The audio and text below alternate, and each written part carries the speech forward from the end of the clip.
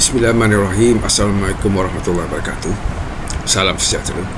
Kita teruskan sesi untuk ulang kaji kita bagi menghadapi peperiksaan. Hari ini saya akan menjelaskan satu soalan tentang sejarah Islam, iaitu jelaskan perkembangan institusi Baitul Mal pada zaman pemerintahan Khalifah Ar-Rashidin. Ada 4 perkara seperti biasa yang perlu kita fahamkan. Pertama, dari segi tugasan, iaitu menjelaskan. Kita nak menjelaskan ataupun menguraikan, menyatakan, menunjukkan ataupun memberikan perkembangan institusi Baitul Mal. Itu adalah kehendak soalan. Perkembangan institusi Baitul Mal pada zaman pemerintahan Khalifah Ar-Rashidin. Latar masanya zaman Khalifah Ar-Rashidin. Jadi kita mesti menjelaskan perkembangan Baitul Mal itu daripada zaman Abu Bakar As-Siddiq, Umar, Uthman dan juga Saidina Ali. Itu adalah 4 khalifah yang unggul ataupun dikenali sebagai Khalifah Ar-Rashidin.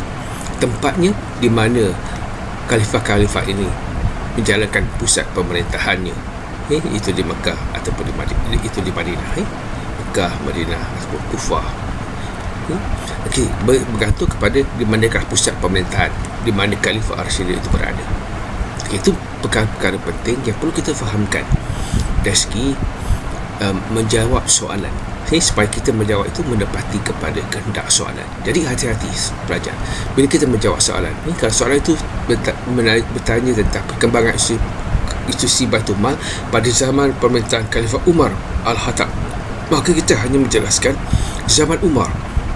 Tapi soalan ini dia menjelaskan tentang pemerintahan zaman Khalifah Ar-Rashidin. Jadi kita empat Khalifah Ar-Rashidin itu kita mesti menjelaskannya dari segi perkembangan institusi Baitul Mal. Jadi isinya adalah Abu Bakar, Umar, Uthman dan Ali. Bagaimana Baitul Mal itu berkembang di keempat-empat zaman pemerintahan Khalifah tersebut. Itu perkara penting yang perlu kita faham dan jelaskan. Dari segi pengenalan, bila kita nak menjawab soalan, kita membina pengenalan. Pengenalan kita adalah berkaitan dengan soalan. Sama ada dari segi latar belakang, definisi, ataupun tentang latar masa atau latar tempat yang hendak kita jelaskan. Misalnya, Baitul Mal merupakan perbendaharaan negara ataupun institusi yang bertanggungjawab menyelenggarakan pendapatan dan perbelanjaan negara. Institusi ini berperanan menguruskan harta umum, tempat menyimpan barangan yang berharga serta barangan amanah seperti harta wakaf. Itu dari segi definisinya. Jadi kita boleh jelaskan dari segi definisi latar belakang apa dikatakan sebagai Baitul Mal. Yang kedua, sejarah penubuhan Baitul Mal dikatakan bermula sejak zaman junjungan besar Nabi Muhammad SAW. Tetapi pada waktu itu pendapatan negara sedikit, iaitu hanya diperolehi melalui zakat, sedekah dan juga harta rampasan perang. Oleh itu Rasulullah telah mengagihkan kepada sesiapa yang layak menerimanya. Itulah peranan Baitul Mal ketika itu. Sumber Baitul Mal kita boleh bagikan kepada 3 bahagian, iaitu harta masyarakat, harta negara dan harta umum. Ini antara perkara yang kita boleh nyatakan dalam pengenalan. Tidak perlu panjang Pak pelajar, mungkin 2 atau 3 baris saja sudah mencukupi untuk menjelaskan dari segi pengenalan kepada soalan. Itu saja yang penting. Kehendak soalan tadi adalah menjelaskan perkembangan Baitul Mal. Ini menjelaskan perkembangan Baitul Mal pada zaman Khalifah Ar-Rashidin. Jadi isi yang pertama, perenggan yang pertama. Kedua, selepas pengenalan adalah Khalifah Abu Bakar As-Siddiq, iaitu Khalifah Ar-Rashidin yang pertama.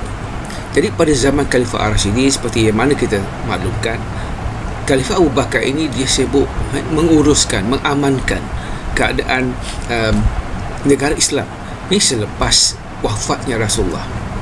Pada waktu itu berlaku apa dikatakan sebagai golongan Ar-Ridah. Jadi masa Abu Bakar itu lebih kepada menguruskan perkara-perkara yang berkaitan dengan gerakan-gerakan Ar-Ridah ini.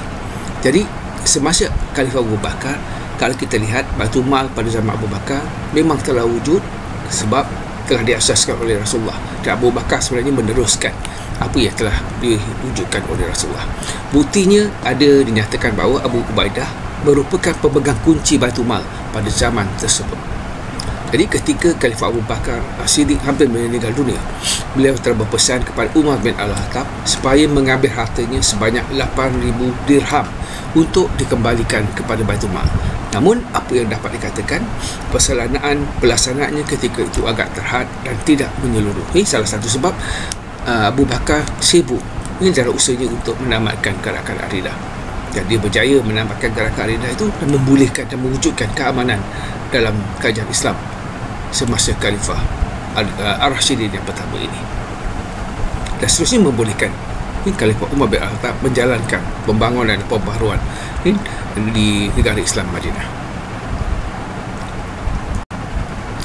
Jadi setelah Abu Bakar berjaya mewujudkan keamanan dan kestabilan kepada negara Islam, selepas tamatnya gerakan Aridah, Nabi palsu, enggan bayar zakat, golongan murtad dan sebagainya, ini telah membolehkan Khalifah Umar bin Al-Khattab sebagai Khalifah yang kedua yang menggantikan Khalifah Abu Bakar telah membuat banyak perubahan dan memajukan Baitul Mal.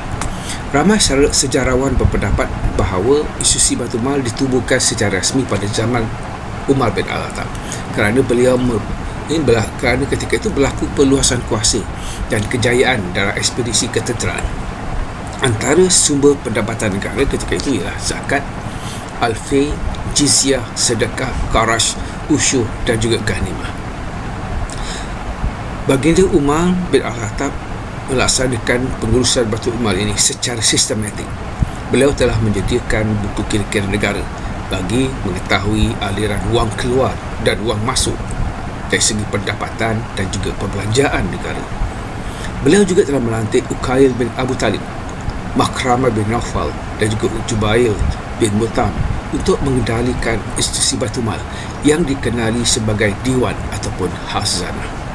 Jadi kota Madinah telah dijadikan sebagai pusat pentadbiran Baitul Mal. Cawangan Baitul Mal kemudiannya telah ditubuhkan di setiap wilayah Islam, di mana pegawai-pegawai akan dilantik secara khusus dan bertanggungjawab kepada Baitul Mal di semua peringkat, daripada peringkat pusat hinggalah ke peringkat wilayah.